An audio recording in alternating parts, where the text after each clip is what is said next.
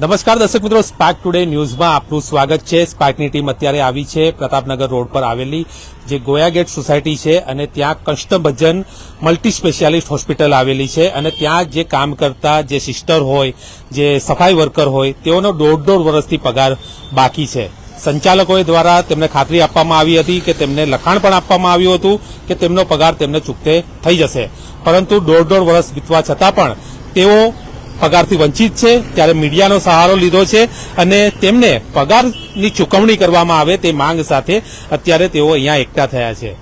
આ છેલ્લા 1.5 વર્ષથી તેઓ પગાર નથી મળી રહ્યો, ઘર ચલાવવા માટે ક્યાંક ને ક્યાંક તેઓને હાલાકી ભોગવવી પડે છે।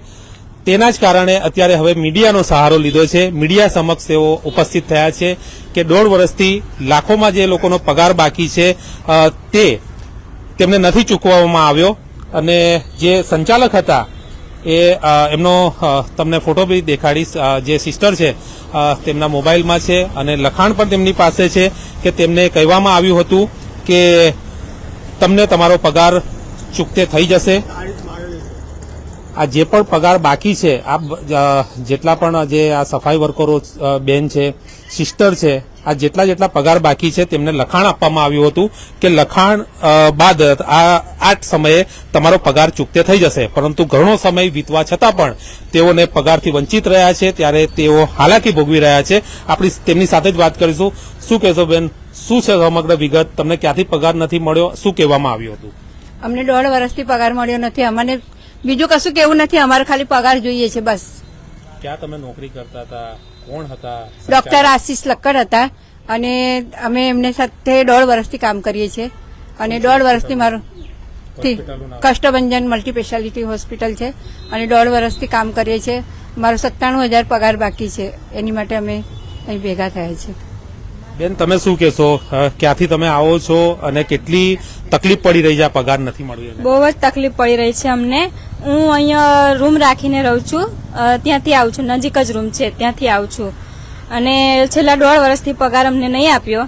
આજે આપીશ, કાલે આપીશ એવું કરીને બહાના કર્યા અમને કે 10 દિવસ, 15 દિવસ, મહિને મારું બધું પૈસાનું સેટિંગ થાય ત્યારે આપીશ, મારી લોન થાય ત્યારે આપીશ, એવું બધું કહીને અમારું બહુ ટાઈમ લઈ લીધો અને છેલ્લે એ ભાગી ગયા કે ખબર નહીં શું કર્યું એ જ નહીં ખબર।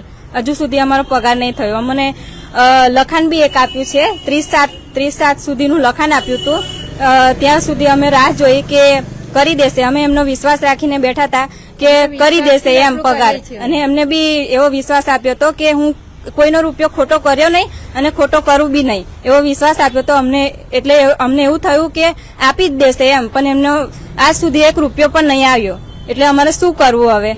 30/7ની તમને જે બાંયધરી આપવામાં આવી હતી ત્યારબાદ હવે તેમનો કોન્ટેક્ટ થયો છે કે ફોન લાગે છે કે વાત થઈ છે કે શું કીધું છે એમણે? ફોનમાં તો કોન્ટેક્ટ થતો નહીં, વોટ્સઅપમાં અમુક વાર મેસેજો બહુ રોજે કરીએ છીએ ત્યારે અમુક વાર જવાબ આપે છે કે થઈ જશે, એટલો જ જવાબ આપે છે, બીજું કશું જવાબ નહીં આપતા એ, અને કોઈ ફોન કોન્ટેક્ટ થતો નહીં અમારાથી। અત્યારે શું માંગ છે તમારી? અત્યારે એટલી જ માંગ છે કે અમારો પગાર જલ્દીથી એ આપી દે। બીજા બેન પણ છે, તેમની સાથે વાત કરશું। બેન, શું કહેશો? તમને કેટલી તકલીફ પડી રહી છે પગાર? તકલીફ તો પડે જ ને અમને, કારણ કે અમે દૂરથી આવીએ છીએ, ભાડા ખર્ચીને આવીએ છીએ, અમને પગાર મળતો નથી। અમે એક વિશ્વાસથી અમે આવતા હતા કે અમને પગાર આપી દેશે। જયારે અમે કહીએ તો 15 દિવસ, અઠવાડિયું કરી અને અમારા દાડા ઠેલીને અમને વિશ્વાસ આપ્યો અને જતા અમને એવું જ કીધું કે તમારો રૂપિયો બાકી નહીં રાખું, હું તમને આપી દઈશ, પણ રૂપિયો આપ્યો નથી। હવે કઈ છે, હું છે, કશી જ અમને ખબર પડી નહીં અને કઈ જતા રહ્યા છે એને, કારણ કે ફોન નથી ઉંચકતા કે અમને મેસેજ આવડતા નથી, એટલે અમે કરીએ હું આવે? અમે મીડિયાનો સહારો લીધો છે। ચોક્કસ, તો અત્યારે મીડિયા સમક્ષ પોતાની આપવીતી જણાવી રહ્યા છે। સિક્યુરિટી કાકા પણ છે, તેમની સાથે વાત। કાકા, તમારો કેટલો પગાર બાકી અને તમે? ટોટલ મારું 40,000 બાકી છે પગાર। મેં જયારે કહ્યું પગાર દાદા અઠવાડિયામાં આપી દઈશ, પછી એક વાર મેં કીધું હતું કે મારે 40 લાખની લોન મંજૂર થઈ છે, એ લોન ઉપાડશે એટલે અઠવાડિયામાં આપી દઈશ। એટલે દર વખતે પગાર માગ્યા ને તો એવું છે કે આપીશ અમે નાહી જવાનું છે, મેં કોઈનું ખોટું કરવાનું નથી, હું પૈસા આપી જ દઈશ। આવી રીતના બધાને ગોળ ફેરવે છે। હવે અત્યારે કઈ છે સાહેબ ખબર નથી। ચોક્કસ, તો આ નાના માણસો છે અને તેઓને નાના પગારથી તેઓનું ઘર ચાલતું હોય છે અને ઘણા સમયથી 40,000 લાખ રૂપિયા સુધીના પગાર બાકી છે। ત્યારે 2.5 લાખ રૂપિયા બેનનો તો પગાર બાકી છે અને આવી પરિસ્થિતિમાં પણ તેઓ કામ કરી રહ્યા છે અને માંગણી કરી રહ્યા છે કે તેઓને પગાર ચૂકવવામાં આવે જેનાથી પોતાનું ઘરનું જે નિર્વાહ છે તે કરી શકાય. બેન, શું કહેશો, જે રીતે હવે જો તમને કોઈ યોગ્ય જવાબ નહીં મળે, તમારા પગાર નહીં મળે તો તમે ફરિયાદ પણ કરશો? કરીશું ને, કરીશું, ફરિયાદ બી કરીશું, આગળ જે પગલાં લેવાનું થશે એ લઈશું. ચોક્કસ. તો અત્યારે ફરિયાદ પણ કરશે તેવું અત્યારે કહી રહ્યા છે, કેમ કે ઘણો સમય થઈ ચૂક્યો છે.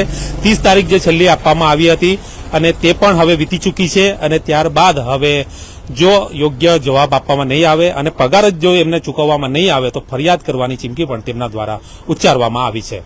કેમેરામેન રાહુલ કપ્તાન સાથે Paresh Makwana, spark today news, Vadodara.